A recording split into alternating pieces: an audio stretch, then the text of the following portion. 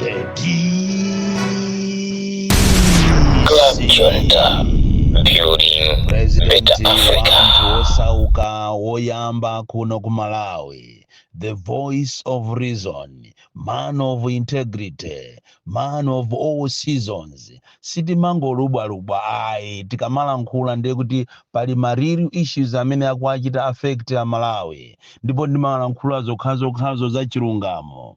Ngati lero tilankhula za mfuti nkutheka kuti mwina ma authorities samaziwa kunena kuti muno Malawi muli a lot of illegal firearms, ndipo zimene zizi zikupereka a lot of threats to ordinary Malawians, and izizi ngati sizichitidwa checked, ngati sizichitidwa termed, ndiye kuti muno Malawi slowly kapena siku lina mudzachitika zinthu zoopsa kwambiri. Komanso tiyalirira anthu onse amene akugwira ntchito ku Eskom, amene ali pa employment ya tikanena kuti temporary employment komanso permanent employment, amene akukumana ndi mavuto osiyanasiyana. Komanso tiyalirira ma customers amene akufunafuna magesi ku Eskom koma mpaka lero akuvutikabe, mpaka lero akusowasowabe kuti apanga motani kuti apeze magesi, amene ambiri madera ambiri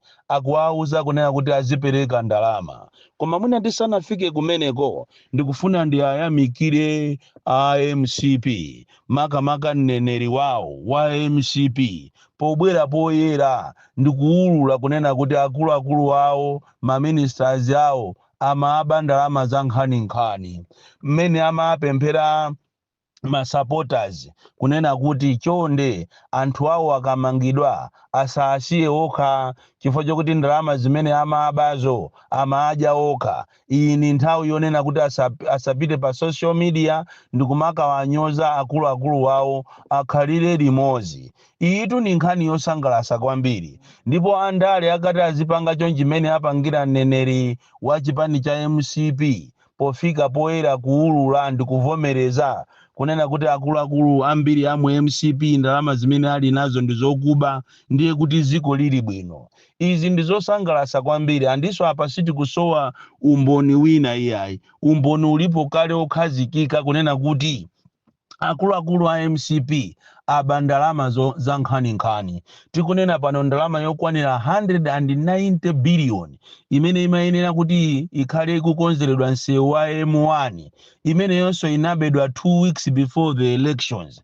And pakufunika kuti ma authorities komanso mabungwe ngati ASCB nkhani imene yayisatize bwinobwino, chifukwa tikunena chilungamo ngati kuli ya boma limene anthu ake aba mothesa nzeru ndiye ndi boma la MCP. Kodi anthu aba ndalama za nkhaninkhani, komanso osakhala ndalama zokha, ngakhale sotu katundu, magalimoto aboma, magalimoto ambiri ma TX a new one anasinthidwa ma change of ownership ali m'mayina mwawo, pamafunikira kunena kuti papangike kafukufuku wamphamvu onena kuti katundu amene achitidwe recovered, chifukwa dziko la Malawi sopano lasanduka dziko lonena kuti andale amalowa ndale zijancholinga kuti azikalemera azikaabamo. So anthu amene wa abatu ngati anafika size yomakaba agalu kumakaba maskrini ma state house kuzula zimbuzi, ndiye kuti anthu anosono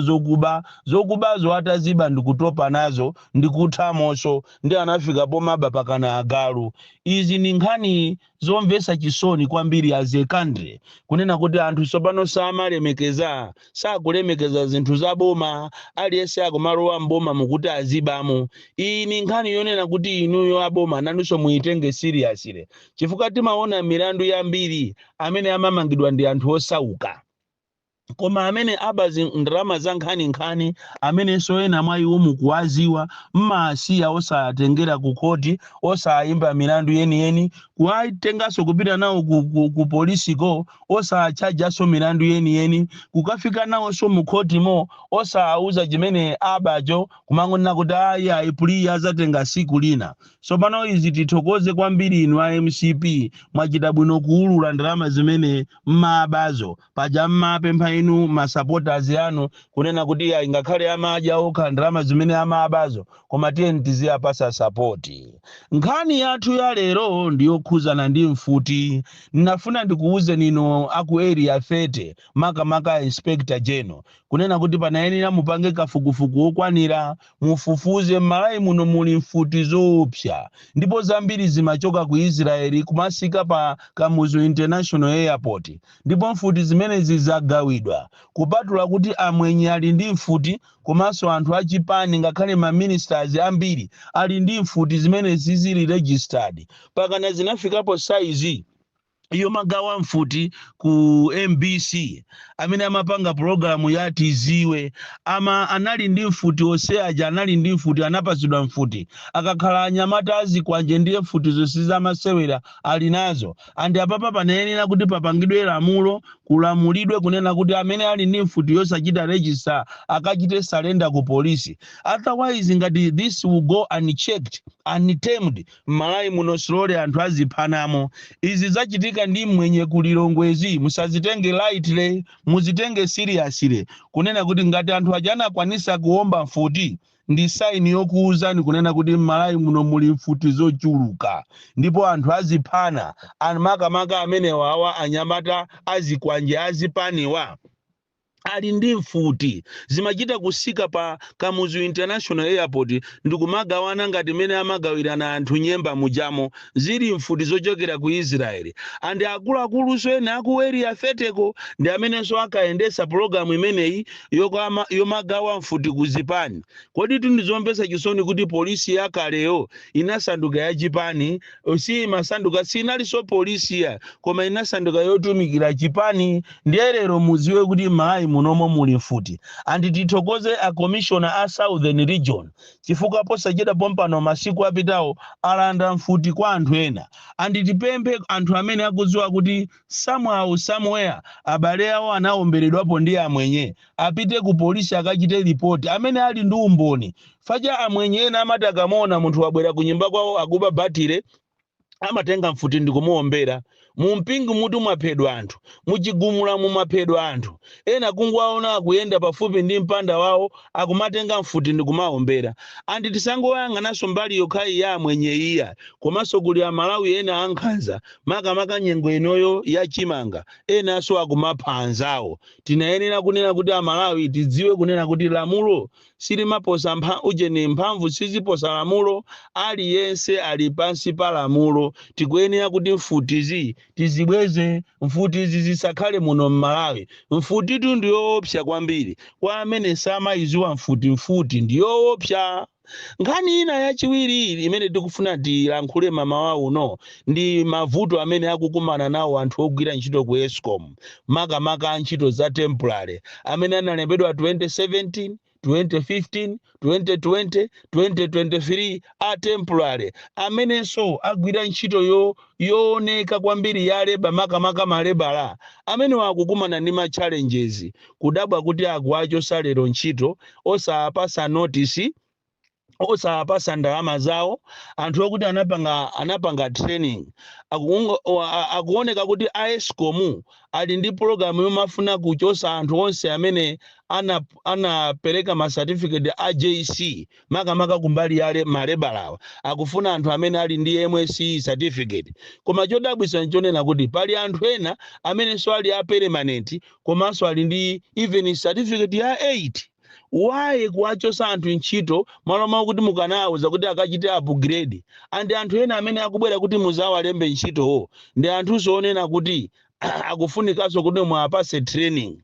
Kodi ndalama zake muono ngazingati maloma kuti mukanachita upgrade omwewo amene agwira ntchito kale mwapasa training akhala zaka zambiri akugwira ntchito lero mukufuna muachose ma offices ma district ambiri anthu akudandaula ogwira ntchito za lebala zaku Eskom even alonda amene. Kodi munthu wagwira ntchito zaka 5 wagwira ntchito zaka 10 wagwira ntchito zaka 7 mukangomuchosa ntchito konena kuti iweyo unali pa temporary? Kodi malamulo a temporary ndi chani? Temporary yetu imatanthauza kuti munthu akuyenera kugwira ntchito 6 months koma kunoko kumalawi kunoko tikupanga koza chibwana kwambiri. Anthu amene agwira ntchito zambirimbiri zaka zambiri mukufuna muachose, mukufuna musiyemu azibale anu. Enaso a temporary a permanent ali momo mu Escom koma simukufuna kuachosa, mukufuna mwaike mwa abale anu. Izi ndizomvesa chisoni kwambiri kunena kuti sitikutha kuganizirana tokha ngati Amalawi. Amalawi titikupwetekana tokha. Kodi anthu amene wawa akasiya ntchito, amene wawa mukaachosa ntchito, akakhala kuti azikapanga chani? Anthu amene wali ndi ana ndi mabanja akufuna kulipirira ana awo sukulu, lero mukufuna muchose ntchito anthu onse amene amagwira ntchito za temporary ku Escom. Muziwe kuti imene ndi recipe for disaster. Mukaona matransformer akubedwa, mukaona mawaya akubedwa, mapolo akuonongeka, muziwe kuti ndi anthu omwe aja mwachosa ntchito aja azochita komanso ali ndi experience yoyendesa za magesi, zosatira zake ingaluze ndi company ya Escom.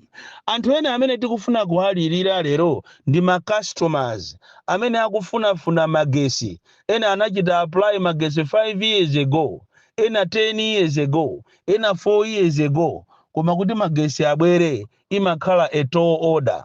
Tikunena pano anthu aku madisi kudowa, makastomala akudowa amene anachita apply ena 2021 pakana lero magesi sanabwere, akuuzidwa kuti azipereka ma 50,000 kuchokera ku ofesi ya Escom ya Kumponera. Kulikatangale kopsa Kumponera.